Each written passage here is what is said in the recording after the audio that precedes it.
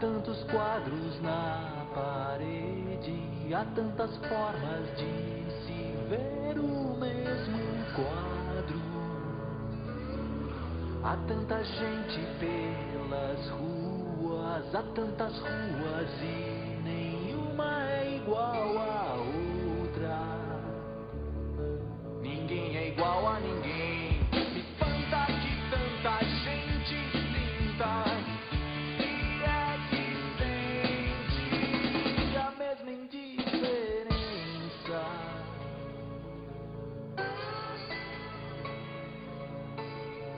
Há tantos quadros na parede, há tantas formas de se ver o mesmo quadro. Há palavras que nunca são ditas, há muitas vozes repetindo a mesma frase. Ninguém é igual a ninguém.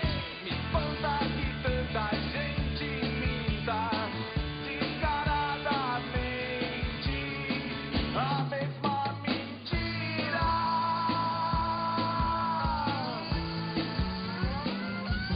Todos iguais, mas uns mais iguais que os outros. Todos iguais, mas uns mais iguais que os outros. Todos iguais, mas uns mais iguais.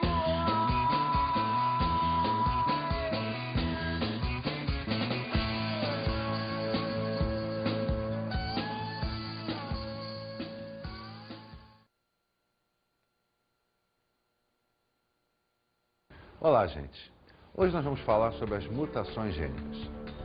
Mutações gênicas são alterações na molécula de DNA. E essas alterações, consequentemente, acabam provocando alterações no fenótipo, na expressão do gene. O DNA é uma molécula razoavelmente estável.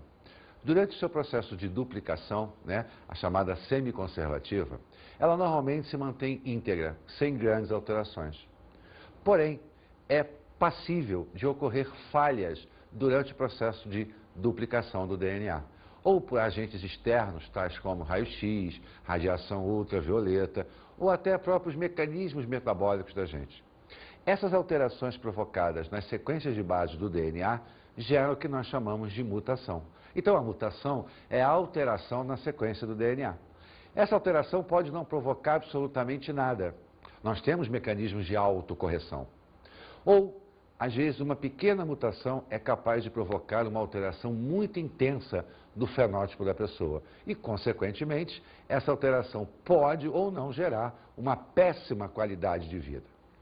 Bem, para que a gente possa entender melhor o que é a mutação, vamos acompanhar um exemplo de uma alteração entre a base citosina e a base uracila. Vamos lá. A citosina é uma base nitrogenada, onde ela tem um radical de amina. A perda desse radical de amina pode fazer com que ela se transforme na uracila. Repara que a molécula é extremamente semelhante.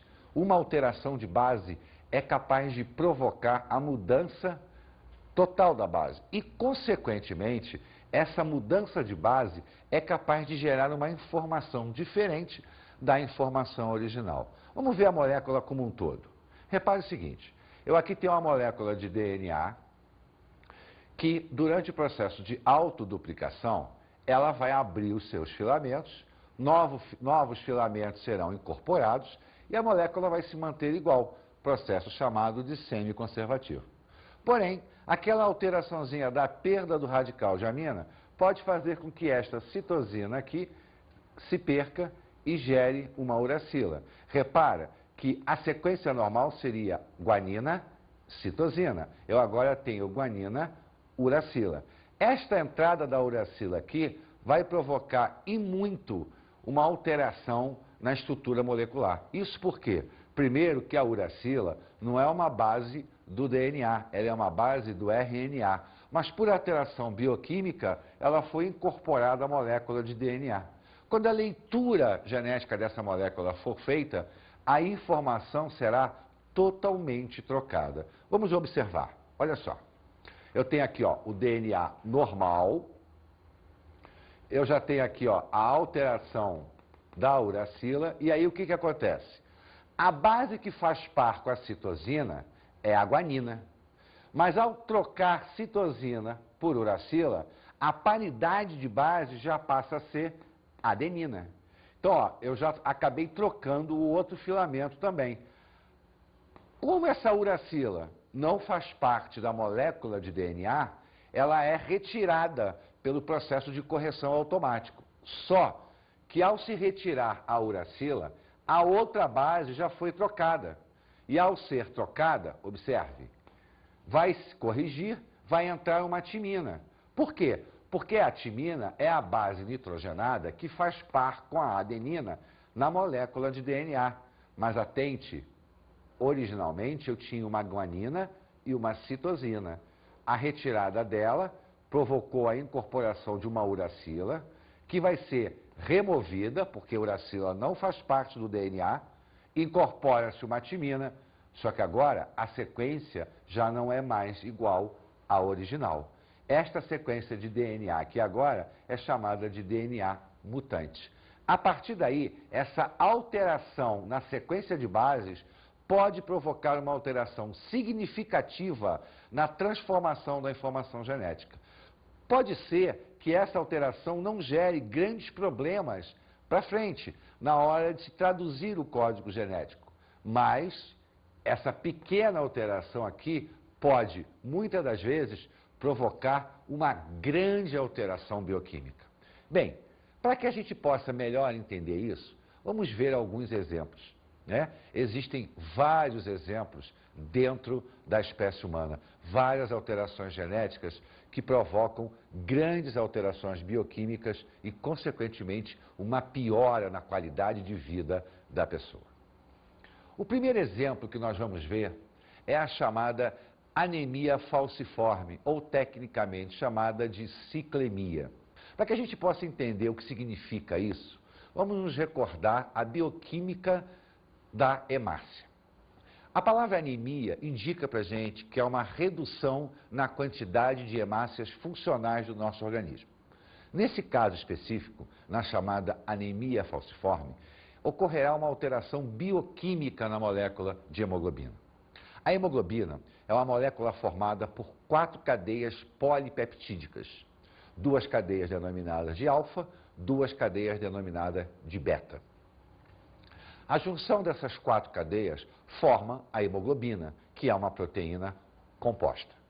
Acontece que toda proteína é a tradução do nosso código genético, ou seja, eu tenho a molécula de DNA que transcreve uma molécula de RNA que vai traduzir uma molécula de proteína. Então a proteína é o resultado final da nossa sequência de DNA. Mas se eu tiver uma alteração na sequência de DNA, eu automaticamente terei uma alteração na minha proteína, que é o que acontece no caso da anemia falciforme. Uma alteração no DNA provocará uma alteração na estrutura molecular da hemoglobina, principalmente na chamada cadeia beta. Ela vai alterar a sua forma. E ao alterar a forma da hemoglobina, ela, por tabela, altera a forma molecular e a forma estrutural da hemácia, dificultando o trânsito da hemácia.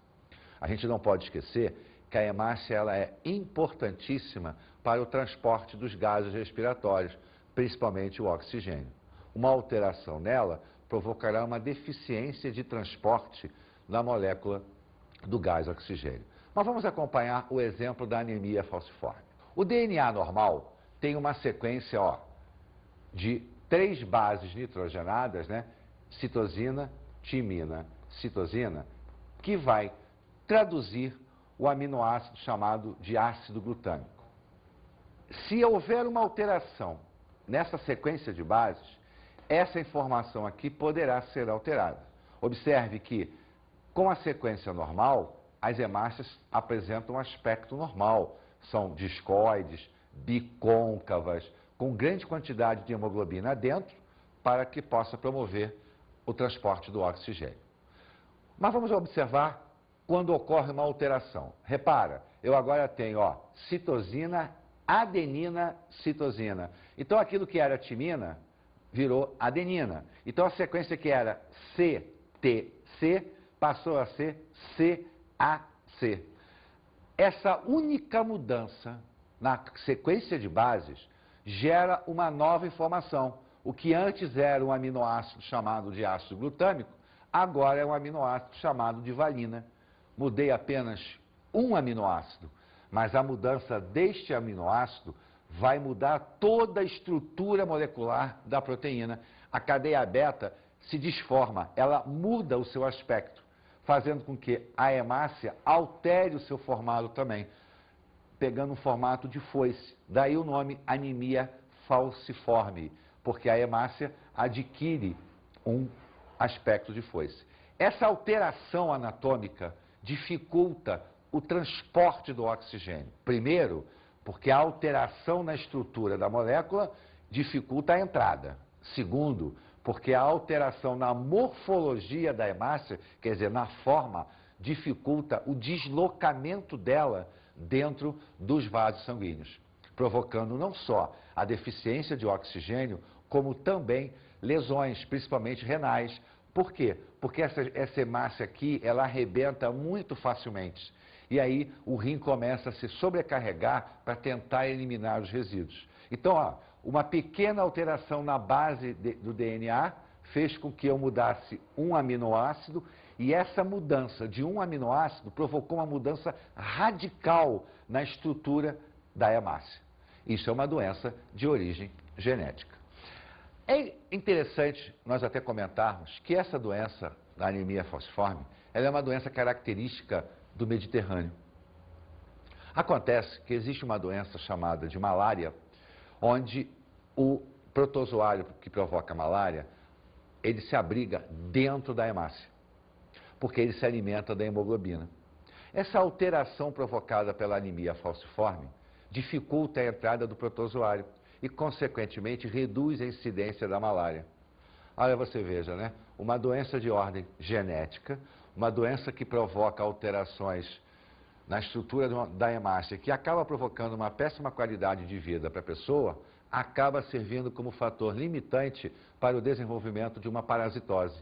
Então, nas áreas onde eu tenho grande incidência de anemia falciforme, eu basicamente não tenho malária, justamente porque a alteração da hemácia provocou a alteração do protozoário e não consegue mais se desenvolver e, consequentemente, reduziu-se a concentração da doença. Uma outra doença também provocada por alteração genética é o albinismo. E o que vem a ser o albinismo?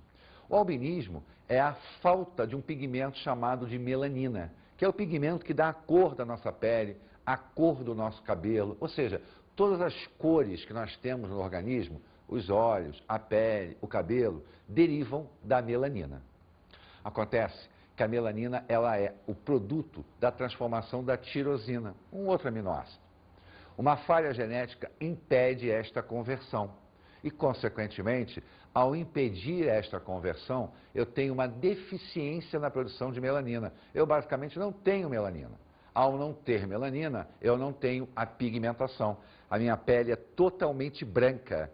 O cabelo, os pelos se tornam amarelados. Isso piora a qualidade de vida da pessoa, porque a melanina é um fator de proteção.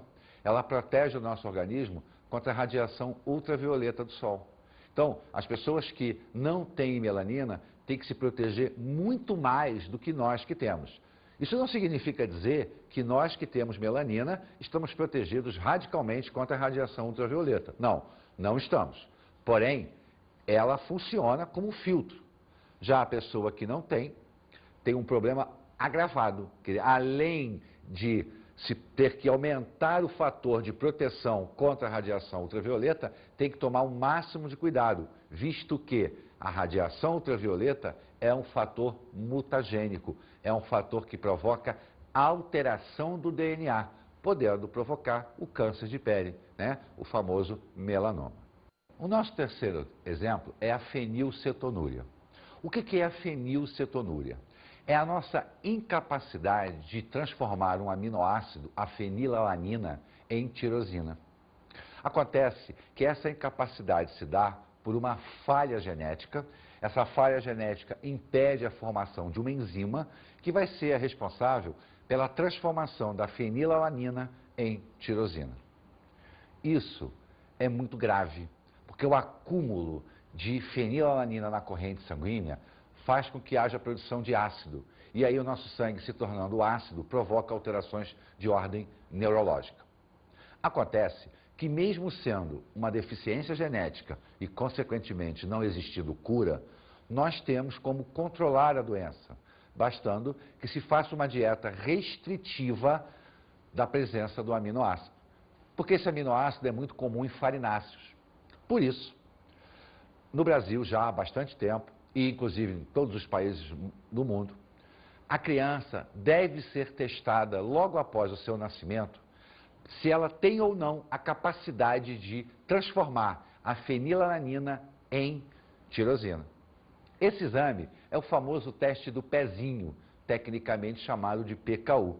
O teste do pezinho faz o diagnóstico de várias doenças, inclusive da incapacidade de transformação do aminoácido. Sendo detectado esse problema, a criança vai ter uma alimentação isenta desse aminoácido e, com isso, ela não faz o acúmulo acentuado na corrente sanguínea e pode ter uma vida normal. Caso contrário, se isso não for detectado até os 3 meses, o acúmulo de aminoácido provocará lesões cerebrais de maneira irreversível. Esse aminoácido é muito usado em produtos diet. Por isso é que, quando você pegar uma latinha de refrigerante diet, observa que está escrito assim: atenção fenilcetonúricos, contém fenilalanina, justamente para que a pessoa que tem o problema não faça a ingestão desse refrigerante, o que pode provocar uma elevação na taxa de aminoácidos na corrente sanguínea. Bem, além das mutações, que é a alteração da sequência do DNA, pode existir também alterações cromossômicas, ou seja, o quantitativo cromossômico é alterado. Isso acontece durante o processo de meiose. Lembra que nós vimos que a formação dos gametas havia a separação das cromátides. Por várias razões, às vezes ocorre dessas cromátides não se separarem. E aí o que acontece? Durante o processo de formação de gametas, eu vou ter gametas com mais quantidade de cromossomos do que deveria, ou com menos quantidade de cromossomos como deveria.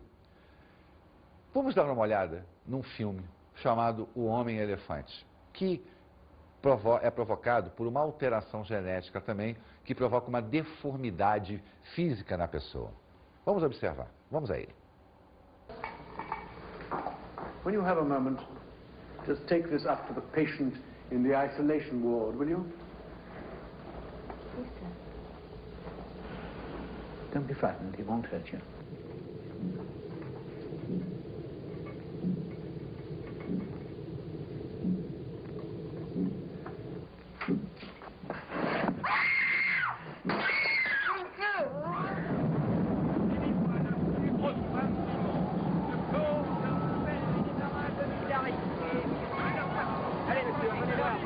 Regardez l'homme tatoué, venez voir, allez, l'homme tatoué.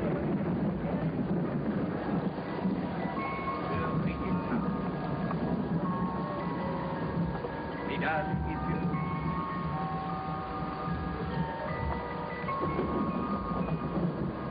c'est terrible. Homme, éléphant.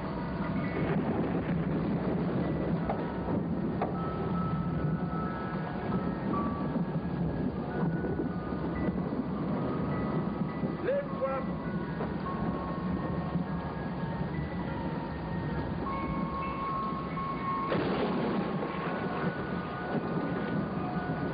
Tourne-toi.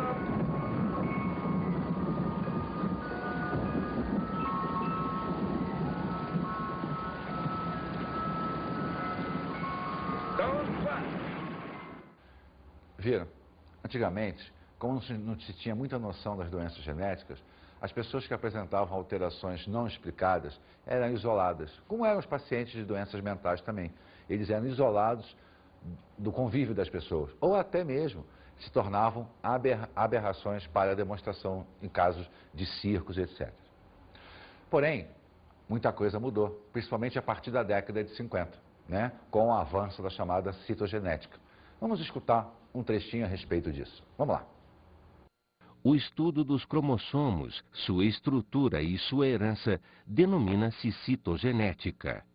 A ciência da citogenética humana moderna data de 1956, quando Tigio e Levin criaram técnicas eficazes para a análise dos cromossomos e estabeleceram que o número normal de cromossomos é de 46. Bem, gostaram do texto? Então, olha só, para que a gente possa entender as alterações cromossômicas, nós temos que primeiro pensar qual é o padrão normal. O padrão normal, que é o cariótipo humano, ele é composto de 46 cromossomos. Sendo que, dos 46 cromossomos, 44 são ditos autossomos ou somáticos, que são aqueles que controlam todas as funções do nosso organismo. Mais 2 sexuais, que são os chamados heterossomos ou cromossomos sexuais. Então, o nosso cariótipo, ele é composto de 44 cromossomos autossomos mais 2 sexuais. Então, no caso do homem, eu teria 44A mais XY. No caso da mulher, 44A mais duplo X. Sendo que nós não podemos esquecer que os cromossomos se colocam aos pares, os chamados cromossomos homólogos. Então, nós temos 23 pares. Acontece que quando ocorre a alteração cromossômica, o quantitativo é alterado, nós dizemos que está ocorrendo uma aneuploidia.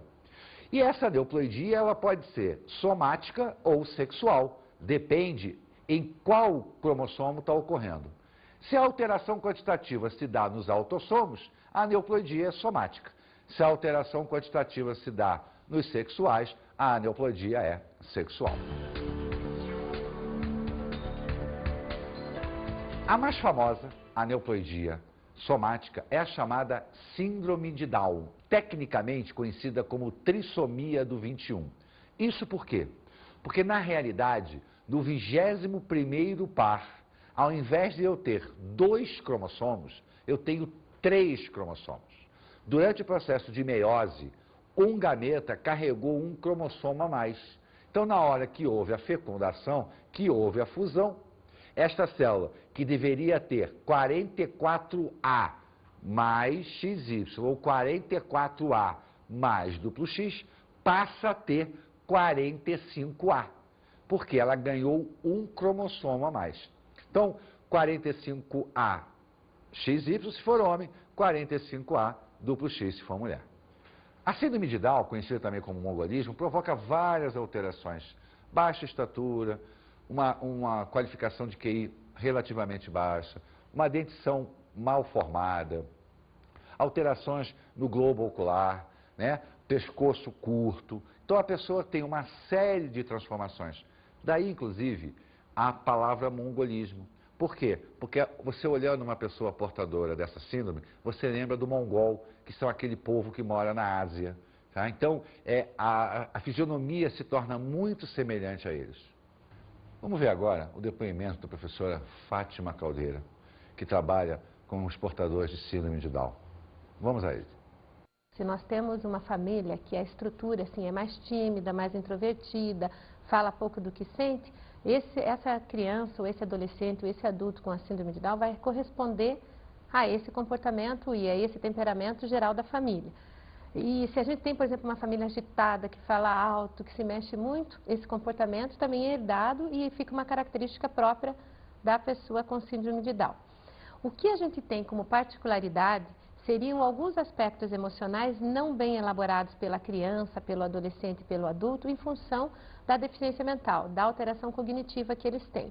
Então, na mesma hora que a gente sofre alguma coisa, ou que a gente fica com raiva, ou que a gente se sente ofendido, a gente elabora isso cognitivamente e acalma o que a gente sente. Uma criança ou um adolescente, um adulto com uma deficiência mental, que tem um atraso cognitivo, ela tem o que a gente chama de labilidade, uma instabilidade emocional. Ela não sabe lidar com aqueles sentimentos. Quando a gente está diante, por exemplo, de algumas pessoas que olham mal para a gente, fazem assim, dão aquela gelada do olhar, a gente sente isso e às vezes gela a pessoa do mesmo jeito e sai daquele contexto. A pessoa com a deficiência mental, ela sofre com isso e acaba manifestando isso em comportamento. Às vezes ficando agressiva, às vezes ficando agitada, às vezes chegando até a perguntar para a pessoa, por que você não gosta de mim? Então há uma ingenuidade e ao mesmo tempo uma dificuldade de lidar com esses sentimentos. De forma geral, eu penso que o meio é que produz o melhor comportamento ou não, a partir da hora que esse meio entende que há uma deficiência mental e que a gente tem que considerar esses detalhes no comportamento do sujeito. E aí, gostaram? Uma pessoa que lida com esses portadores nada mais é do que uma pessoa que dá qualidade de vida a essas pessoas, né? Várias instituições no país hoje se preocupam com isso. Por quê? Não tem cura, mas nós temos como melhorar e muito a qualidade de vida. Bem, uma outra neoplegia somática é a chamada síndrome de Patau, ou trissomia do 13. São alterações no 13º par, onde na realidade eu não tenho um par, eu tenho um trio de cromossomos. Essas alterações, essa alteração, melhor dizendo, né, a nível cromossômico, provoca alterações de ordem gastrointestinais, cardíacas, o que faz com que essa criança tenha, no máximo, 3 anos de vida. Então é uma síndrome bem diferente de Down, que vai provocar, lamentavelmente, o falecimento do seu portador. Uma outra síndrome grave é a síndrome de Edwards, ou trissomia do 18.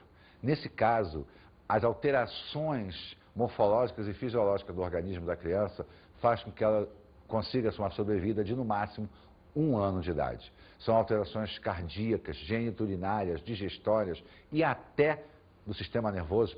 Em alguns casos, com microcefalia, o encéfalo não se desenvolve, o que provoca, lamentavelmente, o falecimento.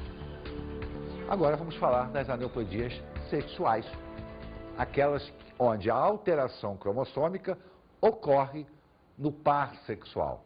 E existem 2 grandes aneuplasias sexuais, a síndrome de Turner e a síndrome de Klinefelter. A síndrome de Turner se caracteriza pela ausência de um cromossomo X.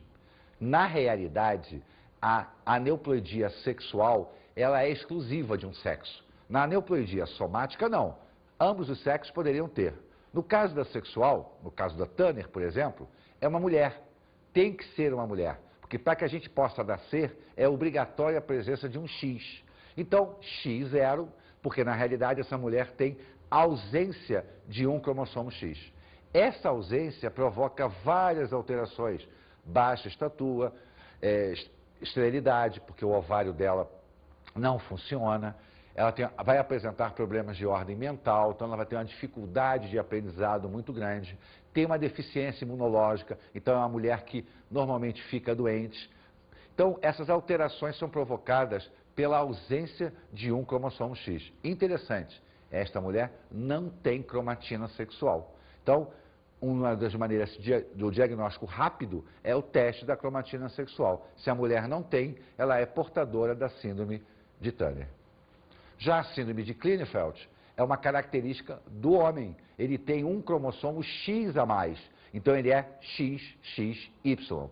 A entrada desse X a mais provoca várias alterações, justamente porque vai se elevar a taxa estrogênica no homem.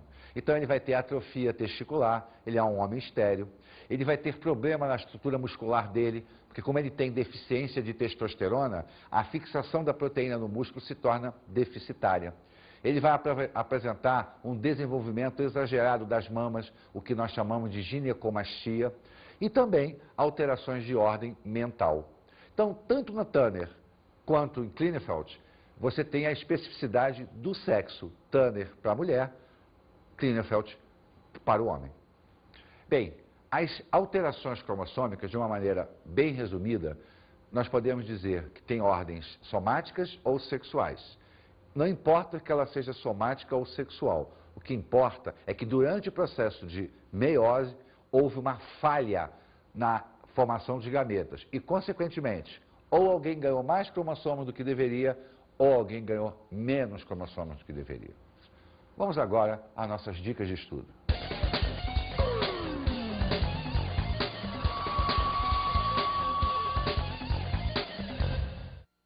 Bem, eu diria para você, preste bem atenção nos processos mutacionais. Estude as alterações de base. Veja por que no processo semiconservativo isso pode acontecer. Olhe as alterações cromossômicas, as somáticas e as sexuais. Pesquise outras, procure outras, existem várias. Nós citamos apenas algumas, as mais famosas. Veja aquelas que efetivamente existem, mas não provocam nada no homem. O que acontece? A alteração pode não provocar nenhum problema de ordem orgânica. Então dê uma pesquisada, vale a pena, é um assunto extremamente interessante. Bons estudos.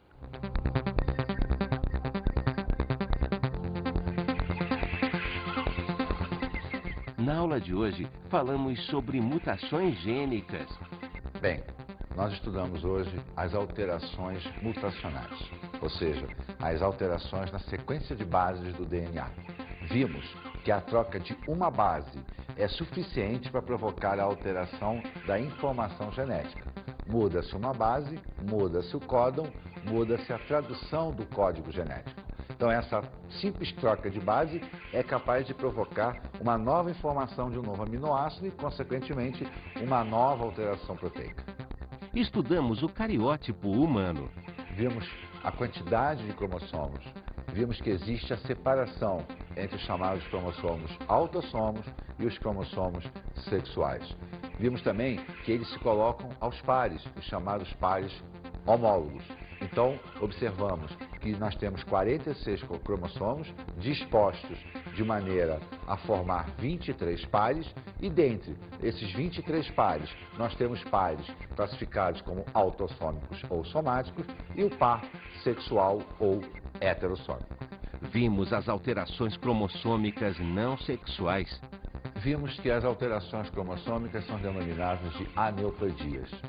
Estudamos as principais aneuploidias somáticas. Falamos de Down, falamos de Patot, falamos de Edwards. Observamos que, às vezes, a aneuploidia provoca alterações, mas a vida é possível.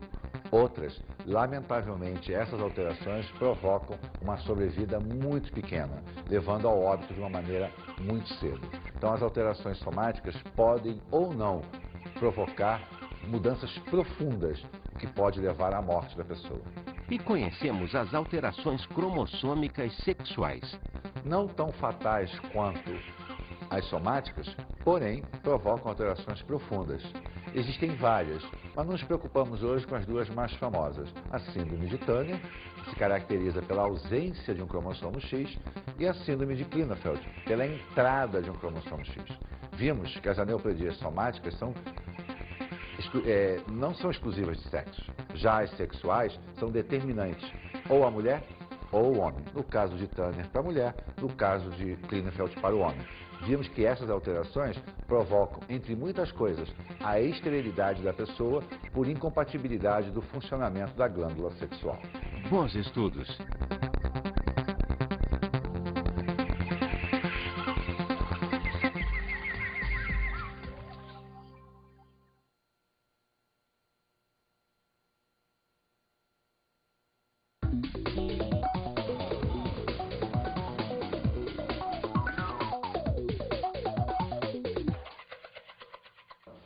Bem, colega, se existe um assunto em genética que é, digamos assim, bem atual, são mutações. Não só pela mutação propriamente dita, mas pelos avanços da citogenética que levaram à identificação de vários processos mutacionais. Isso é um assunto extremamente dinâmico. Force seus alunos a pesquisarem as várias síndromes que existem, os processos mutacionais, os fatores externos que acabam provocando as alterações nas sequências de DNA. É um assunto agradável, que faz com que a aula se torne extremamente dinâmica. Claro, vamos dar ênfase às alterações cromossômicas, sejam elas somáticas ou sexuais, mas os processos mutacionais faz com que o aluno entenda o porquê de determinadas coisas, o porquê, das vezes, dele ter um problema alérgico, ele fica entendendo. Então, a falta de uma proteína, mas por que essa proteína faltou? Justamente porque houve uma falha da molécula de DNA.